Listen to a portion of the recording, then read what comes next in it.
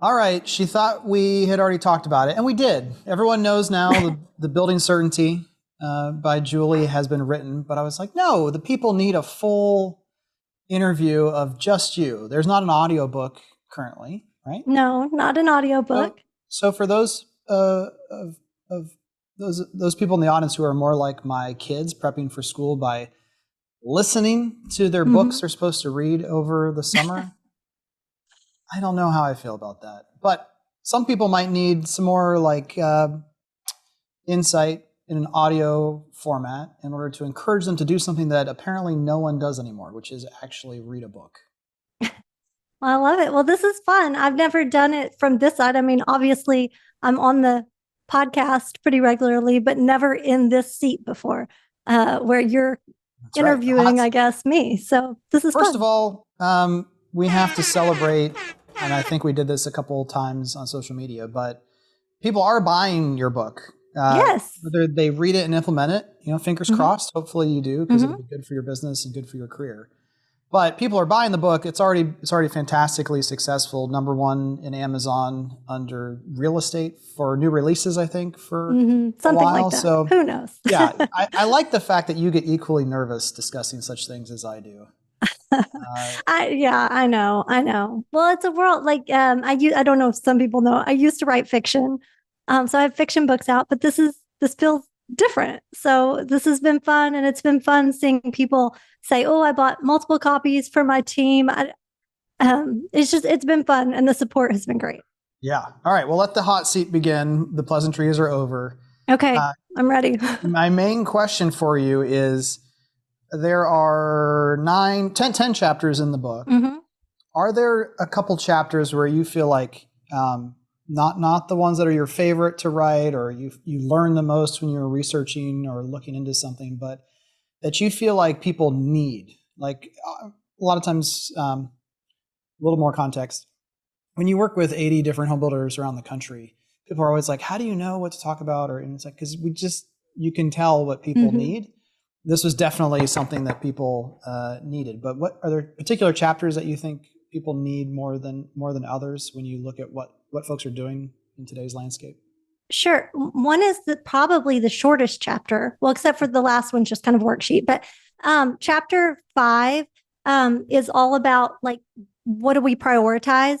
I think what we see with a lot of builders that we're like, hey, how's content going? And they're like, ooh, because it encompasses so much. And then they just don't know which of those many things that are out there should I actually be working on. So it's about how to assess what you're currently doing, look at the needs of the company, look at what's out there in the future, and how to actually figure out like, okay, what do we actually need to focus on right now? And what do we need to start putting into place for the future? So that's kind of a short, quick chapter, but it's also helping them focus in on, out of all these things we've talked about in the book, what do I do first? Yeah, I think if you focus on those things that are most important, then you can start building momentum. And a lot of times people just get stuck. Like I talked to someone yesterday. Like, well, we partner with a company right now to help us create content. I talked to them for a half hour, and then 4 or 5 weeks later, they'll give me something in writing about what we talked about. And she's just like, it just feels so slow and hard, and it doesn't seem like this is the right way to be going about it. So I think we need to send them a copy of the book. It'll be helpful.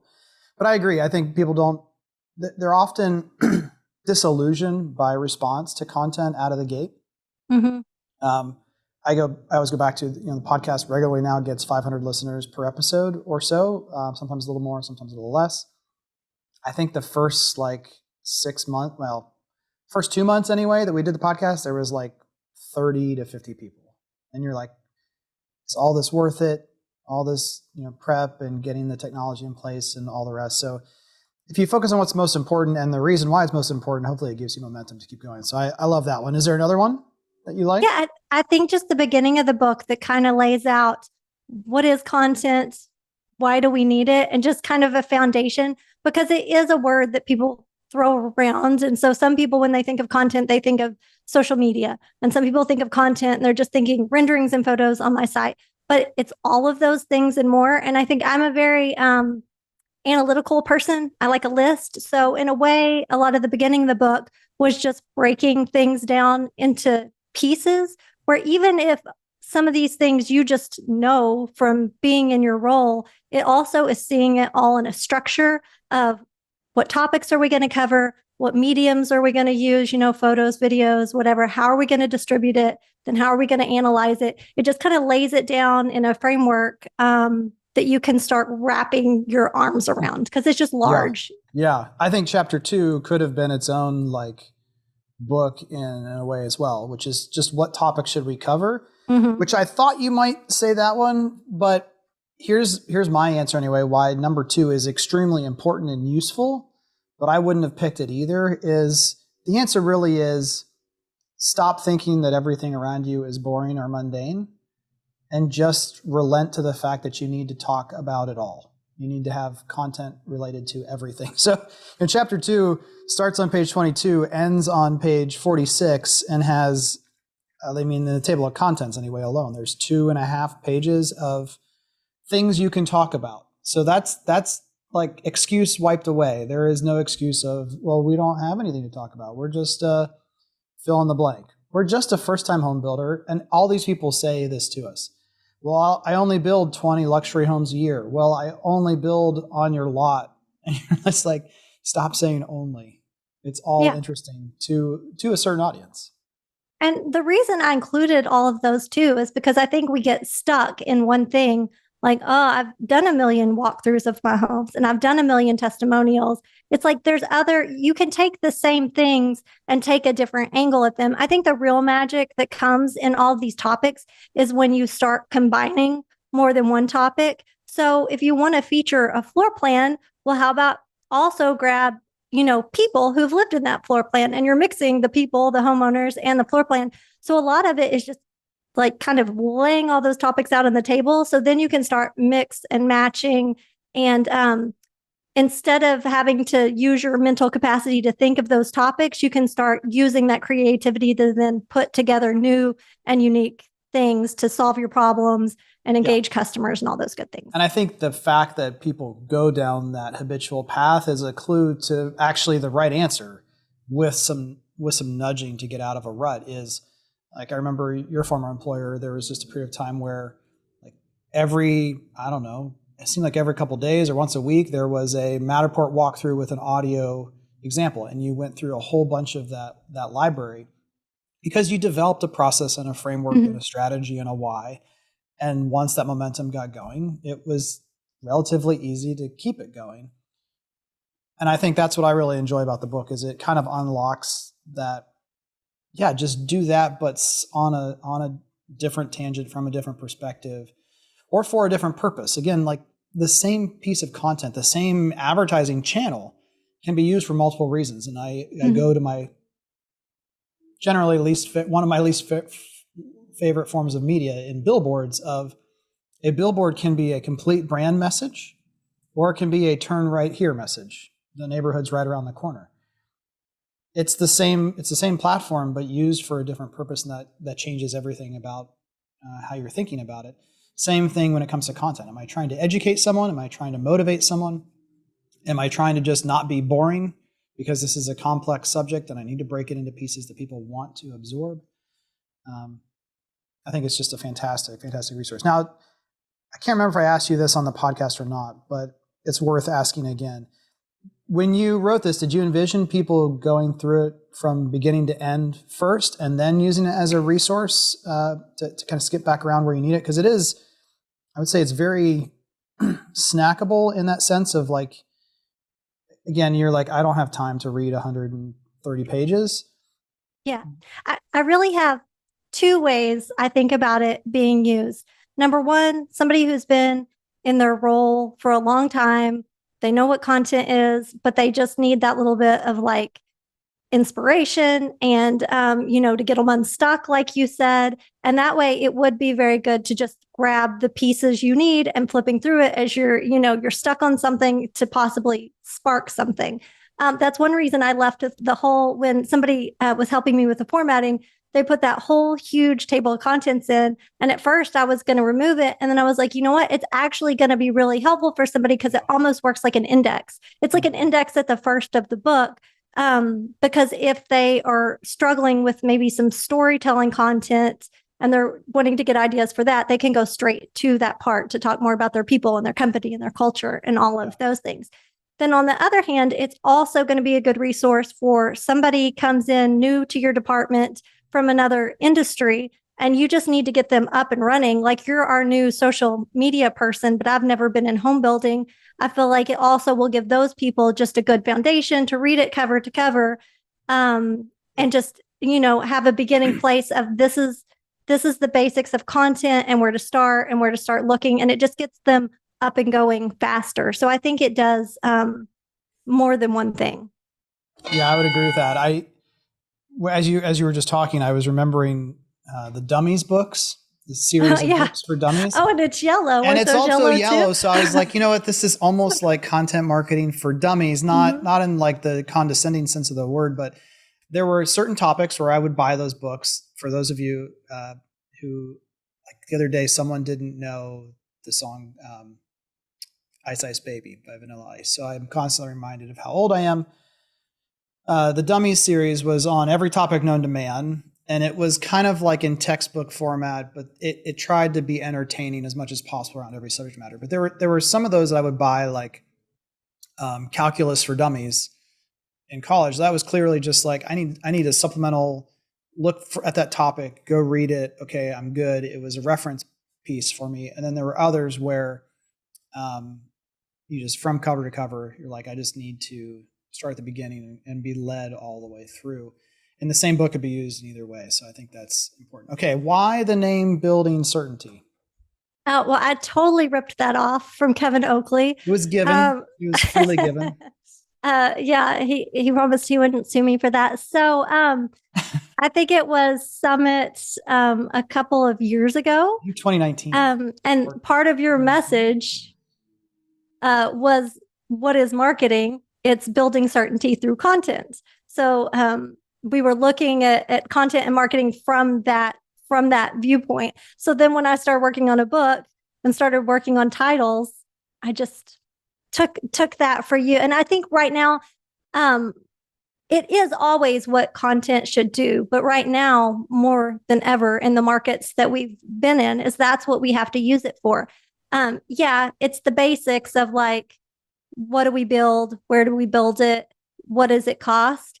That's number one. You need to have that. Your website needs to have the basics. That's number one in content. If you don't have that, I think it's worth repeating slightly differently for everyone. Is pricing on your website is content that builds certainty in one direction or another. And so even something as mundane as some companies have every price end in a 9095, like even that, there needs to be thought put into it. I used to joke with people all the time, when every price change or adjustment, this is in 2008, 2009, 2010, when we would publicly change pricing to match market versus promotions, I'd be like, you can't every price change can't be 10 grand or 5 grand or 15, because what that clearly communicates to someone paying attention, even subconsciously, is someone just went, sticks their finger up in the air and go, I think 10,000 less. Like, why is it always a round number? Round numbers are too convenient in something as complicated as what we do.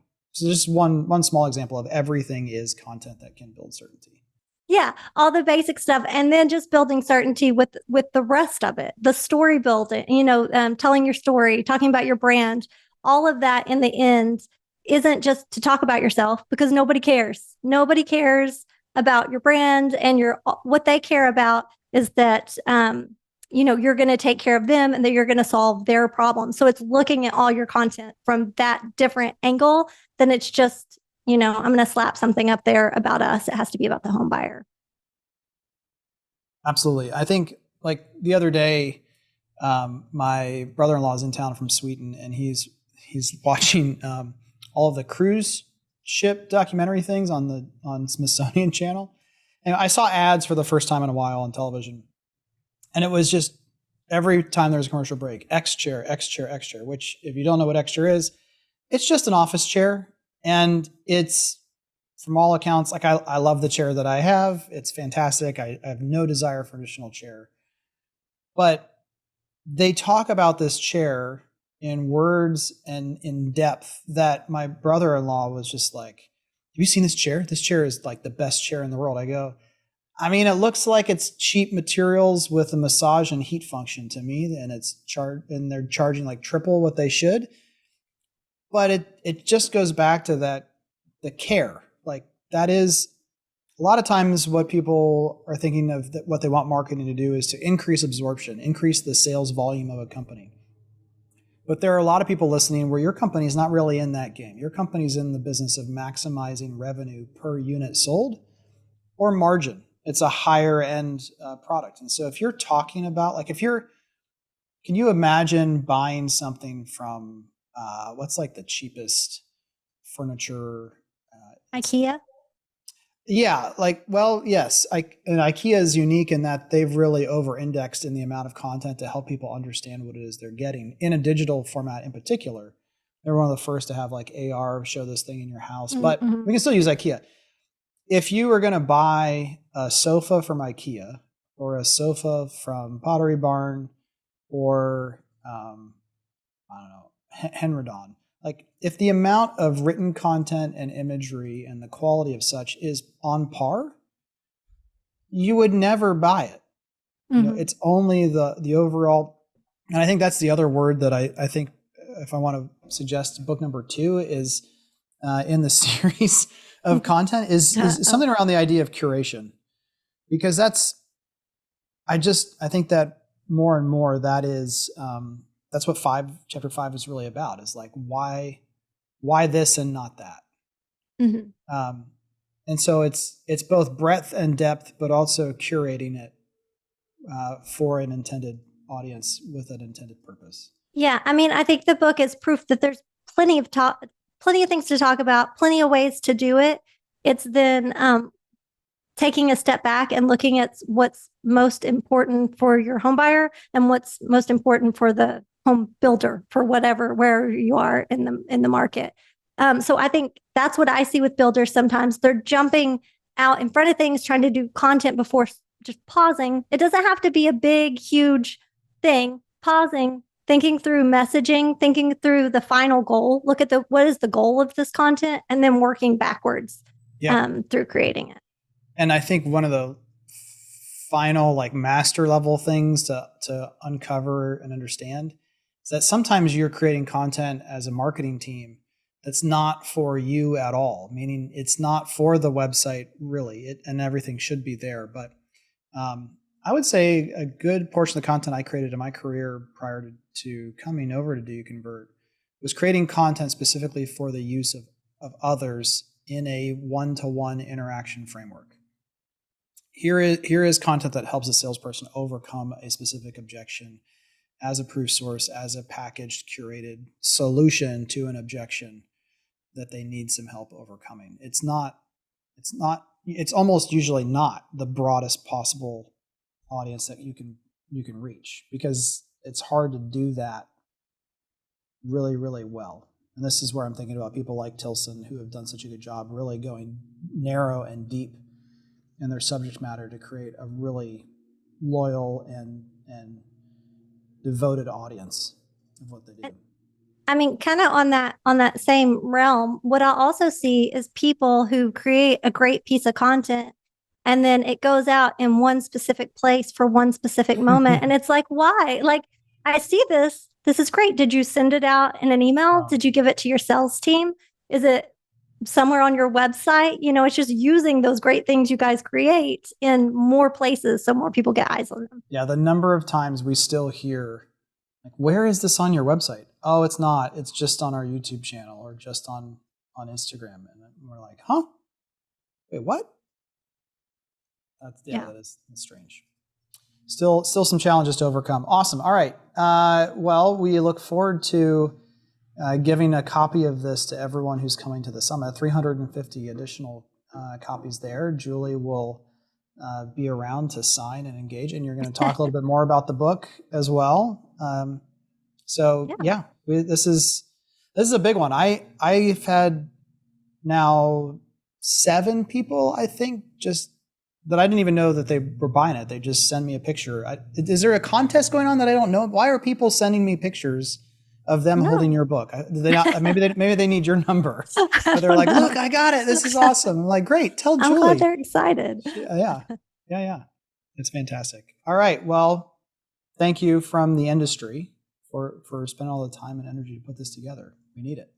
Yeah. Thank you. And most of all, as I was writing it, really the only goal was to add some value, for it to be something that you guys could use and be home builder specific. I've read a ton of marketing books and content books. It's like, well, that's cool, but doesn't really fit. So really, that's all it's for, is just for you all to get some good use out of it. Yeah. So we can't wait to see all the stuff that people make with this little, friendly kick in the tush from the book. No excuse. All right. Awesome. Go get your copy. Link in the show notes. Tell us how you're using it as well. We can share that with others and give them ideas of how you're using it. I have heard of book clubs and the like. I don't know. There's some other term there that I'm missing, but people are doing it in little groups too, which is fun to see. All right. Yep. Thanks, Julie. All right. This was fun. Thank you.